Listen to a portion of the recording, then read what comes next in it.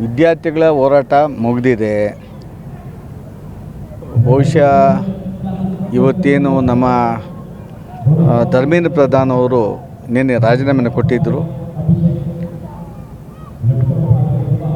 ನಮ್ಮ ನೀಟ್ ವಿಚಾರವಾಗಿ ಏನು ಕಾಕ್ರೋಚ್ ವತಿಯಿಂದ ಧರಣಿಯನ್ನು ಮಾಡಿದ್ರು, ಬಹುಶಃ ಇದು ಇವತ್ತು ನೆನೆಯದಲ್ಲ.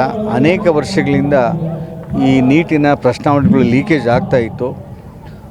ಅಂದು ದಶಕಗಳ ಹಿಂದೆನೇ ಇದು ಉಗ್ರವಾದಂಥ ಜನವಿರೋಧಿ ಹೋರಾಟಗಳಾಗಿ ಯಾರ್ಯಾರು ನೀಟಿನ ಲೀಕೇಜ್ ಅಧಿಕಾರಿಗಳು ರಾಜಕಾರಣಿಗಳು ಮಾಡೋಕ್ಕೆ ಹೋಗೋದಿಲ್ಲ, ಅಧಿಕಾರಿಗಳು ಮತ್ತು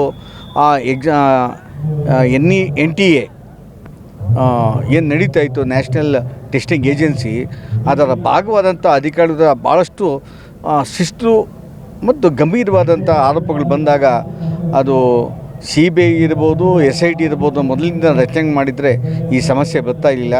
ಬಹುಶಃ ಅದು ಅವಶ್ಯಕತೆ ಇದೆ. ಗಂಭೀರವಾಗಿ ಯಾರ್ಯಾರು ಇದರಲ್ಲಿ ಭಾಗವಹಿಸ್ತಾರೋ ಗಂಭೀರವಾಗಿ ಪರಿಗಣಿಸಬೇಕು. ಅಂಥವ್ರಿಗೆ ಇವತ್ತೇನು ಮೋದಿಯವರು 10 ಕೋಟಿ ಪೆನಾಲ್ಟಿ ಮತ್ತು ಜೈಲನ್ನು ನಿಗದಿ ಮಾಡಿದ್ದಾರೆ. ಖಂಡಿತವಾಗ್ಲೂ ಇದು ವಿದ್ಯಾರ್ಥಿಗಳಿಗೆ ಒಳ್ಳೆಯದಾಗ್ತದೆ. ಈ ದಿಕ್ಕಿನಲ್ಲಿ ಪ್ರಜಾಪ್ರಭುತ್ವದಲ್ಲಿ ಜನತೆಯ ಹೋರಾಟ ಯಶಸ್ವಿಯಾಗೋ ದಿಕ್ಕಿನಲ್ಲಿ ಇಡೀ ದೇಶದಲ್ಲಿ ಒಂದು ಸಂಚಲನ ಮಾಡಿದೆ.